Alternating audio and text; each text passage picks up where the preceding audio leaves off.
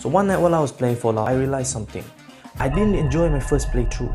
And that was because I was rushing to find my stupid son. And every 5 minutes, that hoe keep on telling me, another settlement has sent word that they need our help. Chukuba. Another settlement has sent word that Chukuba. they need our help. I Another get the settlement man has sent word after that they this. need our help. Another settlement has sent word that they need our help. Here's where they are. And that's when I realized something. I approached my dating life the same way I approached Fallout. You see, when it comes to dating, I was spamming romance, romance, romance, romance in the hopes of getting a girl to like me. And that is what led to me being a pussyo, to me being an incel. But the problem is, in real life, I can't just quick save and then load the file. If the thing goes wrong, I may be bloody dead. I will be bloody dead. Please have a seat. And what I learned is I actually learned to slow the fuck down. And when I finally slowed down, that's when the game and life became better. You see, the best part about Fallout is not the main mission, it's not stupid Sean, it's about actually enjoying and exploring the world. When I'm exploring the wasteland and I see a dead raider, I pick up a note and the note leads to a treasure. So I spend the next 3 hours exploring the map, killing enemies, feeding dog meat, and then turns out I finally found the treasure. And it's a bag of sugar bombs. But it's okay, because at the time that I explored, I get to enjoy the world, I get to meet new characters, and nothing hits the same as walking the wasteland, listening to one more tomorrow until I feel your embrace. More tomorrow.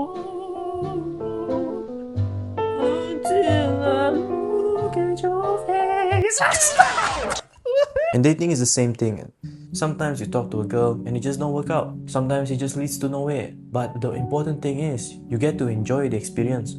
You get to enjoy the road that you took to go there. But here, I ain't gonna be Mr. Sad.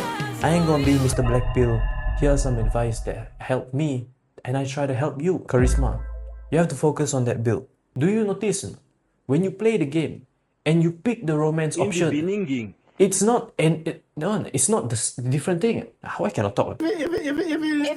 When you play the bloody game and you pick the romance option, you don't actually say anything different. You say the same bloody thing. But because you have high charisma, it increases your likelihood of success. You don't have a specific phrase that when you say suddenly the girl dripping Niagara Falls. My advice is bloody simple. Be yourself, but be the most confident version of yourself, because charisma shines through confidence. Confidence is built through competence, and your achievements are proof of that competence. If you have achievements that you are proud of, you are more likely to be confident. And one of the easiest way to gain more confidence is through building a better physique. I'm not saying this to be 10% body fat. I'm saying this because when you have a good physique, your achievements are reflected to you every single time you look in the mirror. Thirdly, endurance. This is important so that when it's time for you to... You get the I'm just kidding. Jokes bloody aside, it's because you have to endure the pain that comes from talking to a lady. Sometimes when you talk, like I said, it don't work out. Sometimes she might ghost you. Sometimes she might reject you. You just have to have the endurance and the thickness to go through that, let it slide, and not let it hit you too much. But my G, let's be real for a second.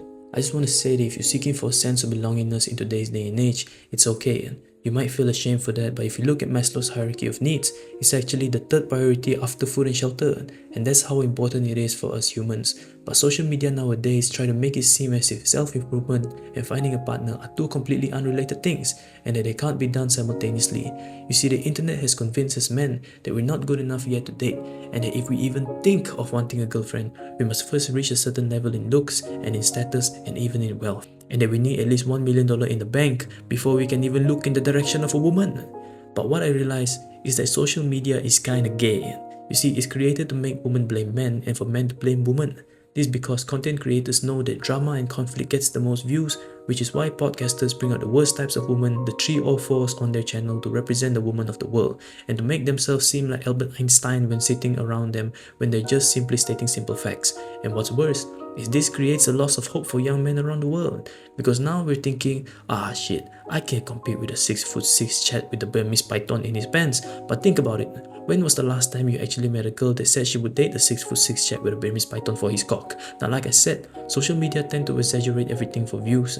They show the worst in us. But if you actually go out there, you make yourself known, you dress well, you groom yourself, you will find that most girls are actually kind of chill, and they'll give you a chance as long as you take care of yourself. And remember, please at least take a shower first. But even if you do get rejected by a girl who only dates 6'6" pythons in his pants, then those are not the kind of girl you would want in the first place, my G. So it's a win-win situation either way. And like the Hulk in Avengers Infinity War said, I see this as an absolute win.